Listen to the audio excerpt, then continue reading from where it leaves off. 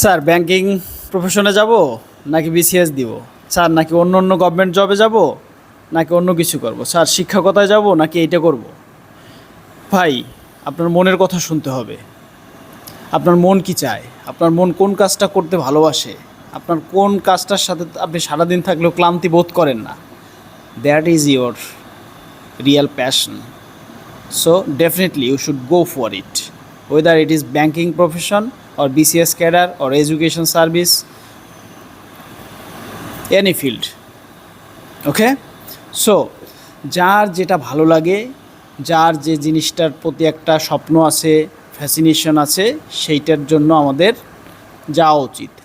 এখন প্রশ্ন থাকে যে আমি ইংরেজিতে পড়েছি, আমার জন্য কোনটা ভালো হবে, আমি অর্থনীতিতে পড়েছি, এরকম বিভিন্ন সাবজেক্টের বিভিন্ন মানুষ বিভিন্ন প্রশ্ন আমাকে করে।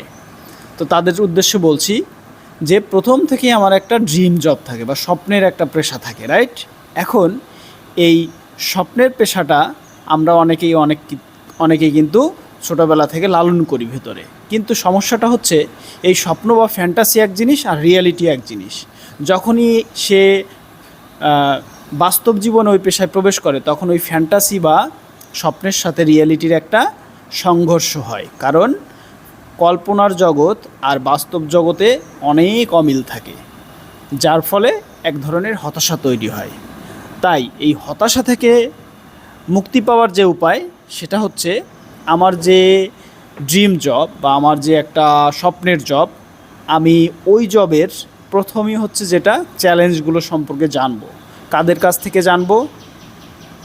যারা ওই ফিল্ডে কোনো দিন চাকরি করেনি তাদের কাছ থেকে, নাকি যারা ওই ফিল্ডে চাকরি করেছে তাদের কাছ থেকে?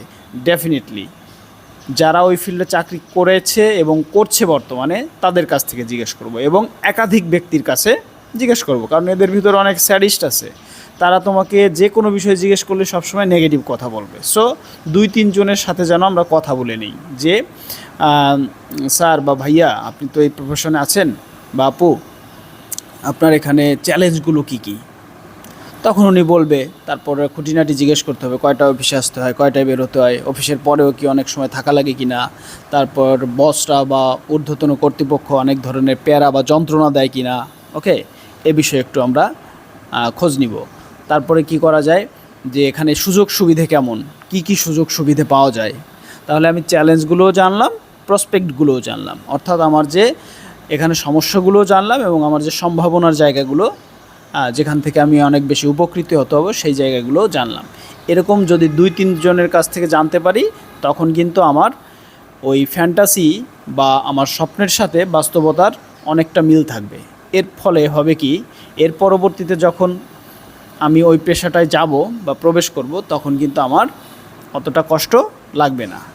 তাই পেশা নির্বাচনের ক্ষেত্রে প্রথম থেকেই কেরিয়ার প্ল্যানিংয়ে গুরুত্ব দিতে হবে। কেরিয়ার প্ল্যানিং নামে যে একটা বিষয় আছে, এই জিনিসটাই হচ্ছে আমরা অনেকে জানি না।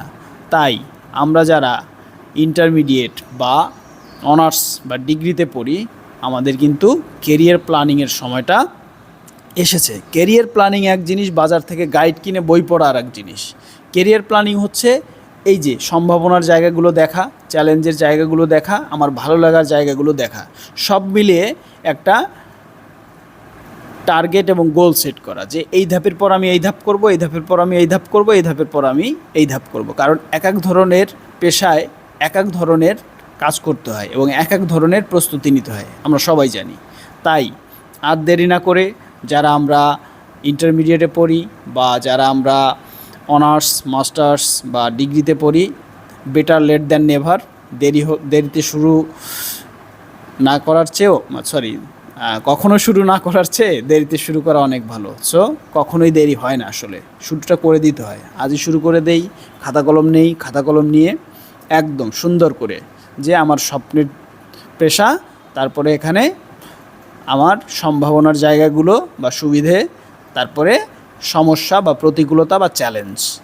এখন যদি ওই ফিল্ডে চ্যালেঞ্জ মোকাবেলার তোমার মানসিক দৃঢ়তা থাকে, শক্তি থাকে, তাহলে ওই পেশাটাই হচ্ছে তোমার খুব ভালো লাগার একটা পেশা। আর অনেকে বাড়িয়ে বাড়িয়ে বলে এই পেশাটা মহান, ওই পেশাটা মহান, সেই পেশাটা মহান। এটা আমি আসলে বিশ্বাস করি না। পেশা মহান হয়ে যায় না, পেশাকে আসলে মহান করতে হয় কাজ দিয়ে।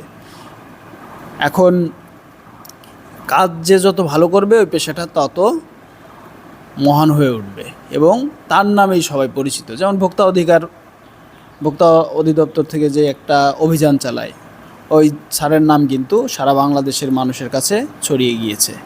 এরকম পেশা আমি নির্বাচন করার পরে আমার কর্মকাণ্ড, আমার দায়িত্বশীলতা সব কিছুর উপর নির্ভর করে পেশাটা সুন্দর হয়ে উঠবে আমার জীবনে এবং নাগরিক জীবনে, দেশীয় জীবনে, সব জায়গায়।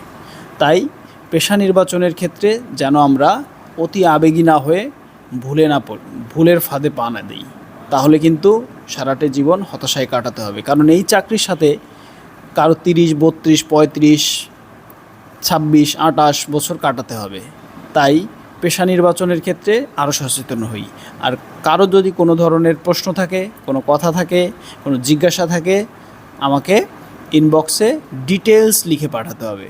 প্লিজ ডিটেলস লিখে পাঠাতে হবে। হাই, হ্যালো ইত্যাদি এই ধরনের SMS দিলে বিরক্তিবোধের কারণ হয়, কারণ আমাদের অনেক কাজে ব্যস্ত থাকতে হয়। এজন্য সবার প্রতি অনুরোধ, যদি কোনো সমস্যা হয়, যদি কোনো জিজ্ঞাসা থাকে, সব কিছু ডিটেলস লিখতে হবে। আমি অমুক শ্রেণীতে পড়ি বা এই করি, আমি এই সাবজেক্টে পড়ালেখা করেছি, এখন আমি এই চাচ্ছি, এই প্রেশনে যেতে চাচ্ছি, স্যার বা ভাইয়া আপনি কি মনে করেন আমাকে কোনটা করলে ভালো হয়? তখন আমি এই SMS দেখার পরে রিপ্লাই দিয়ে দেবো। আশা করি 24 থেকে 48 ঘন্টার মধ্যেই রিপ্লাই দিয়ে দেওয়ার চেষ্টা করব। তো সবাই অনেক ভালো থাকি এবং স্বপ্নের ক্যারিয়ার করি। বাই।